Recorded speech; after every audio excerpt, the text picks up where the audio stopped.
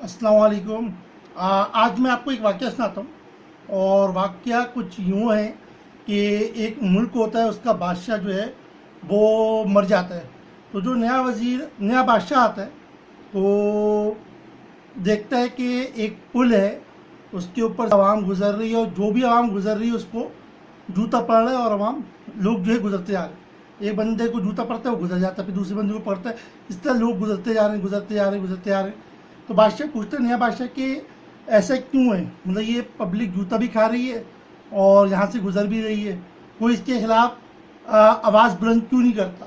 तो जो वज़ीर होता है वो कहता है जनाब, वो तो जो हुकूमत ने फैसला किया था, जो बादशाह वक्त जो थे पहले, उन्होंने फैसला किया था कि इनको एक जूता लगाओ। जो हमने एक जूता लगाया, तो जो नया बादशाह आता है वो कहता है अब इनको तुम दो दो जूते लगाओ सुबह और शाम। तो फिर उनको दो दो जूते लगना शुरू आते हैं, पब्लिक ऐसी गुजर रही होती है।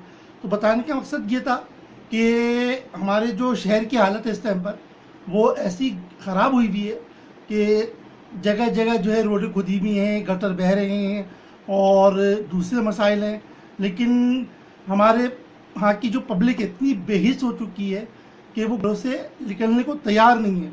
बहुत से एरियाज़, बल्कि ज़्यादातर एरियाज़ मैंने ऐसे भी देखे यहाँ पे करोड़ों रुपए के बंगले बने हुए हैं, और उसके सामने की रोड जो है इस तरह हुई थी, और उस पर वहाँ पर इतना कचरा है, इतना कचरे का ढेर है कि ताफुन ज़्यादा इलाका और है, लेकिन कोई आवाज़ नहीं उठाई जा रही। और फिर पब्लिक कहती है कि हुकूमत के करने का काम है। तो हुकूमत के करने का काम है, माना हुकूमत के करने का काम है, लेकिन आप जो है 15 करोड़ का, 20 करोड़ का, 30 करोड़ का बंगला जो लेके बैठे हुए हो, उसको आपका भी हक है कि थोड़ा बहुत आप भी उसके खिलाफ निकलो। सही है, आप सफाई नहीं करवा सकते, कुछ नहीं करवा सकते, आपके इख्तियार में नहीं, तो आप उसके लिए लिख लो, ताकि इस पे जो है कोई चीज़ जो है वो तय पा सके, कोई लाएमल तय पा सके, इस पे जो है हुकूमत का ध्यान जाए। लेकिन आप लोग लिख लोगे नहीं। तो बस इतनी सी कहानी कराची की तकरीबन हर गली की कहानी है कि कचरा जो है भरा पड़ा हुआ है, गटर उबल रहे हैं, रोडें ऐसी टूटी हुई हैं।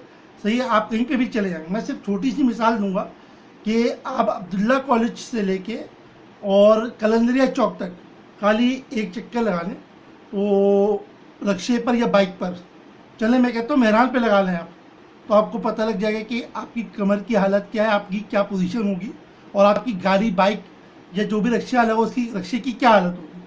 बस इतना सा पैगाम था। आप जो है निकलें ताकि कराची के लिए कुछ हो सके। जज़ाकल्लाह, अल्लाह हाफ़िज़।